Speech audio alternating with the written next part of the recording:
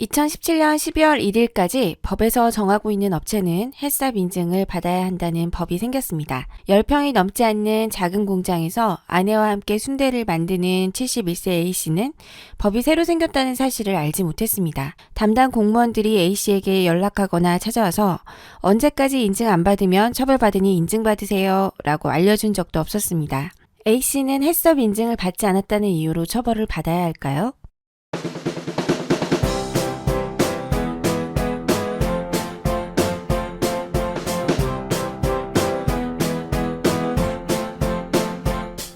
안녕하세요. 쌍변입니다. 행정법규 위반으로 재판을 받게 되어 저에게 상담받으러 온 피고인들은 몰랐습니다. 알았다면 위반하지 않았을 것입니다. 왜 미리 알려주지도 않고 바로 처벌하는 것인가요? 단속반들이 실적을 올리기 위해서 그런 건가요? 라고 하소연을 합니다. 대기환경보전법 위반, 식품위생법 위반 등 행정법규의 경우 신고 대상인지 아닌지 법 위반인지 아닌지 매우 애매한 경우들이 있는데 이에 대해 어떠한 행정 지도도 없이 곧바로 벌금을 부과해서 억울함을 호소하는 경우가 많이 있습니다. 심지어 담당 공무원에 따라 위반인지 여부를 다르게 판단하는 경우도 있습니다. 7년 동안 매년 왔던 단속반은 아무 말이 없었는데 올해 온 단속반은 단속해서 벌금을 부과하는 경우도 생깁니다. 단속하는 공무원도 잘 모를 수 있는 법을 일반인이 몰랐다는 이유로 처벌된다는 게 이해가 되지 않을 수 있지만 원칙적으로 법의 존재를 몰랐다는 이유로는 무죄 판결이 선고되지 않습니다. 법률의 부지는 용서받지 못한다는 것은 고대 로마법에도 있었던 법원이라고 합니다. 관련 업종에 종사하는 사람에게는 관련 법에 관해 정확하게 자세히 알아볼 의무가 있다고 보는 것이죠. 형법 제16조는 자기의 행위가 법령에 의해서 죄가 되지 아니하는 것으로 오인한 행위는 그 오인에 정당한 이유가 있는 때에 한해서 벌하지 아니한다 라는 규정을 두고 있습니다. 그렇지만 이 규정은 그런 법이 있는 줄 몰랐어요 라는 경우에는 적용할 수 없습니다. 이 규정은 그런 법이 있다는 것은 알고 있었지만 관련 전문가에게 의뢰를 했는데 법 위반이 아니라고 답해줘서 이를 믿었다는 등으로 내 경우에는 법 위반이 아니라고 믿은데 특별한 사정이 있는 경우에만 해당될 수 있습니다. 규정은 존재하지만 실무에서 이 규정에 해당해서 무죄를 선고받는 경우도 사실 거의 없습니다. 판례로 살펴볼까요?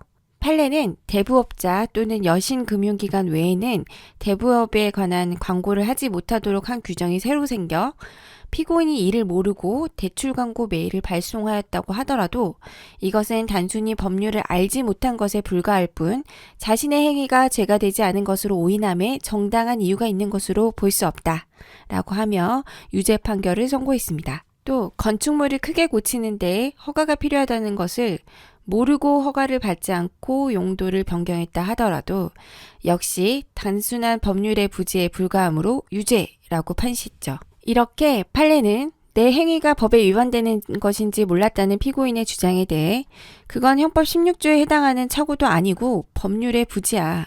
법률의 부지는 용서받지 못해. 유죄야. 라고 선언하고 있습니다. 그러나 이러한 대법원의 태도에 대해서 법률의 부지와 법률의 착오를 구분해서 법률의 부지는 무조건 유죄라고 하는 것은 잘못됐다.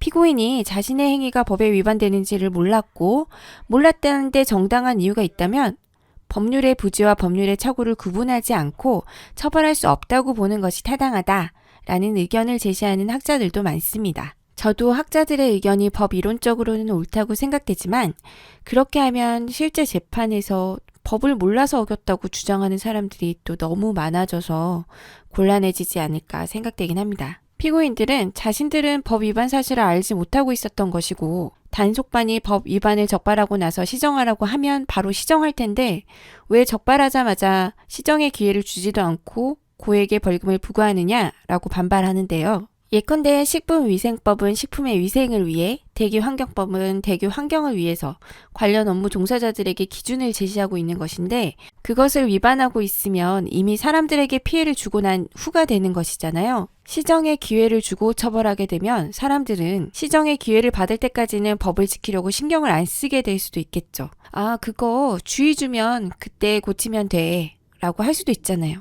단속되면 바로 처벌이라고 해야 미리 법을 위반하지 않으려고 노력하게 되겠죠. 사업을 하고 있는 도중에 법이 새로 생기기도 하는데 그래서 행정관청은 사업자들에게 의무적으로 정기교육을 받게끔 하죠. 공문을 보내기도 하고요.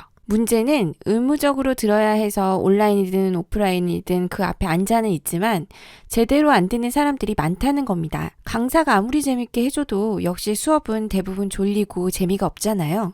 게다가 수업을 듣는 사람들이 나이가 아주 많고 학습 능력이 매우 낮을 경우에는 수업을 들었다는 이유만으로 법에 대해 알려줬다고 할 수 있는지 의문이 있을 수 있죠. 도입부 사례가 바로 이런 경우에 해당했습니다. 71세 피고인에게 수업 들었잖아요. 여기 참석자 명부에 이름 있잖아요.